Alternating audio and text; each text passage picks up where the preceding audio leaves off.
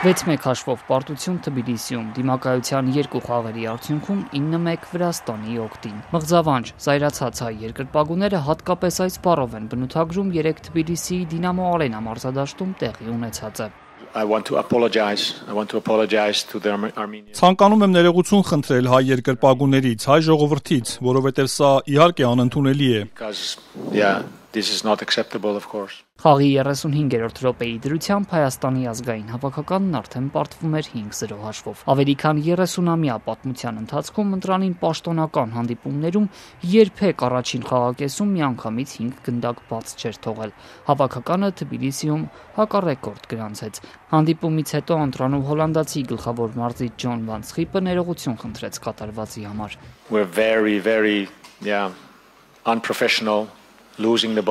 Շատ ոչ պրոֆեսիոնալ էինք, գնդակ էինք կորցնում այն հատվածներում, որտեղ չի կարելի կորցնել։ Բոլորը շոկի մեջ էին, չէին կարողանում արձագանքել։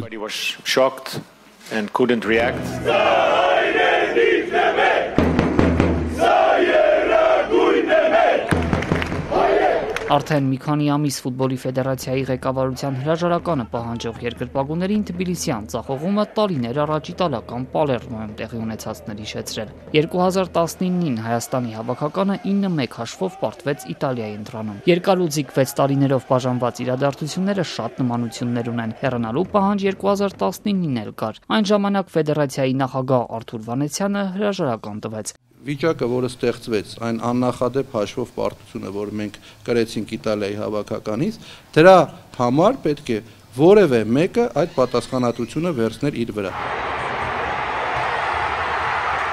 Ֆեդերացիան արդեն ավելի քան 5 տարի ղեկավարող Արմեն Մելիք-Բեկյանը սակայն գերխոշոր հաշվով պարտությունից հետո միայն ներողամտություն հայցեց։ Հրաժարականի մասին ոչ մի խոսք։ Մենք ներողություն ենք խնդրում հանրությունից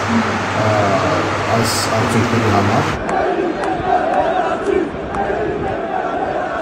Մելիք-Բեկյանը, որը հավաքականի վերջին հանդիպումներում իր հրաժարականի պահանջը անգամ մարզադաշտերում հենց խաղի ընթացքում է լսում, երեկ հայտարարեց պատրաստ են հաղթահարել դժվարություններն ու հաջորդ հանդիպումներին այլ վիճակում ներկայանալ։ Թե ինչպես են միանգամից փոխելու թիմի խաղի որակը ու լուծելու խնդիրները, այսինքն անելու մի բան, ինչը տևական ժամանակ չի ստացվում, ֆեդերացիայի նախագահը չմանրամասնեց։ Մելիք-Բեկյանը երեկ Թբիլիսիում էր հետևում հանդիպմանը, կանգնած էր վարչապետ Նիկոլ Փաշինյանի թիկունքում։ 2021-ին, երբ վարչապետը կառավարությունում հյուրընկալել էր նրան, ֆեդերացիայի նախագահը շատ բարձր նպատակների մասին էր հայտարարել։ 2025 թվական, այսինքն 22-ին կամ 24-ին այդ նվազագույն խնդիրը կատարել, դուրս գալ աշխարհի կամ Եվրոպա առաջության եզրափակիչ փուլ եւ դա մեր արտացոլված է մեր ռազմավարության մեջ։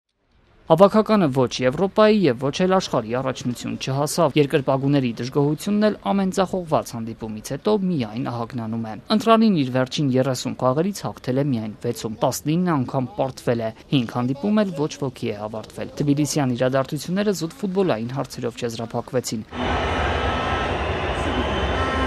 Հանդիպումից հետո Վրաստանի ընտրանու երկրպագուներ մտան խաղադաշտ ու հայ ֆուտբոլասերների ուղղությամբ տարբեր կողմերից իրեր նետեցին։